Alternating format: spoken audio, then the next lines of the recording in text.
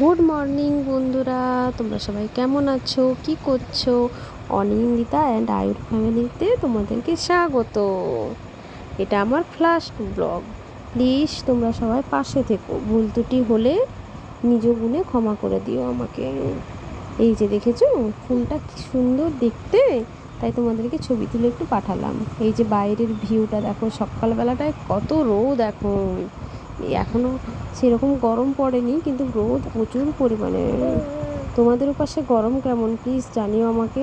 আর এই যে আমার শ্বশুরমশাই ঠাকুরের পুজো করে নিয়েছেন, স্নান টান করে উনি সকালবেলা উঠেই আগে পুজো করে নেন ঠাকুরের পুজোটা হয়ে গেলে একটু নিশ্চিন্তে। আর আমাদের ব্রাহ্মণ বাড়িতে আগে ঠাকুরের পুজো। এই যে আমি রান্না করছি, আজকে মঙ্গলবার নিরামিষ, তাই সয়াবিন পাঁপড় আলু তরকারি করছি। এটা খেতে আমাদের বাড়িতে সবাই খুব ভালোবাসে। এটা হলে যেন আর কিছুই চায় না, এরকম একটা ব্যাপার হয়ে যায়। আমার মেয়ে তো ভীষণ খেতে পছন্দ করে এই সয়াবিন পাঁপড় আলুর তরকারিটা, খুবই টেস্টফুল হয়। এটা দিয়েই মনে হয় যেন সব ভাত খাওয়া হয়ে যাবে, এত সুন্দর খেতে হয়। আর জানো তো বন্ধুরা, ছেলেকে নিয়ে রান্না করছিলাম তো, তাই একটু সয়াবিনগুলো পুড়ে পুড়ে গেছে। প্লিজ তোমরা কিছু মনে করো না।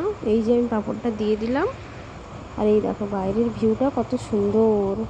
এই যে রান্না করেছি দেখো আমি, এই যে ভাত, শাক ভাজা, আর তোমার করলা আলু ভাজা, আমের চাটনি, পটল আলু পোস্ত, আর সয়াবিন পাঁপড় আলু দিয়ে তরকারি, আর এই যে আমার শ্বশুরের কুলেখাড়া পাতা সিদ্ধ।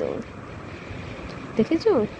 দেখো তোমরা, এই যে রান্না বান্না সব হয়ে গেছে। এই যে আমি এবারে গ্যাস ট্যাস সব একদম ক্লিন করে নিয়েছি, সব পরিষ্কার টরিষ্কার করে টোরে নিয়ে। আর এই যে দুধটাও গরম করে নিয়েছি। দুধের চাপাটা খুঁজে পাচ্ছিলাম না, ঢাকনা দেবো যে দুধটা, ছেলে কোথায় মনে হয় ফেলে দিয়েছে। ছেলে জানো তো, ছেলের প্রচুর বাসনের প্রতি প্রচুর ঝোঁক, বাসন নিয়ে শুধু খেলা করবে, এই বাসন এদিকে সেই বাসন ওদিকে, এরকম ফেলে দেয় শুধু। যাই হোক, আমি ঝুড়িটা চাপা দিলাম, ঝুড়িটা চাপা দিয়ে যেহেতু দুধটা গরম তো ওর উপরে চাপাটা দিয়ে দিলাম। এই যে বেসিনে বাসনও ছিল, বাসন ধুয়ে নিয়ে বেসিনটাও পরিষ্কার করে নিয়েছি। একটা আলু ছিল, সেটা ফেলে দিলাম। দিয়ে এবারে আমি ছেলেকে স্নান করাতে নিয়েছি। দেখেছো ছেলে কত খুশি, জলের মধ্যে বসে ভীষণ খুশি, আর ভীষণ আনন্দ সহকারে স্নান করছে। দেখো কতটা আনন্দ পাচ্ছে ও। বাবারে জলে কত ঝোঁক, দেখেছো কত আনন্দ করে স্নান করছে ও। ওকে স্নানটা করিয়ে নিলাম, দিয়ে যে মেয়েকে বললাম যে ওকে একটা কলা খাইয়ে দাও তো ভাইকে, তো কিছুতেই খাবে না।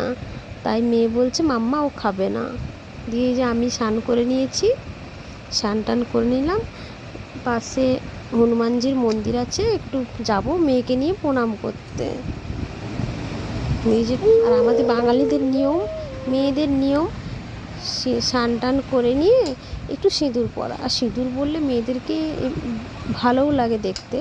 তা একটা টিপও পরে নিলাম, টিপ পরে নিয়ে ওকে বন্ধুরা এবার যাই মন্দিরে মেয়েকে নিয়ে।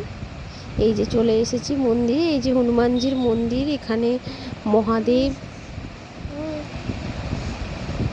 শিবশম্ভু আছেন, মা কালী আছেন। ওকে বন্ধুরা, আজকের মতো টাটা বাই।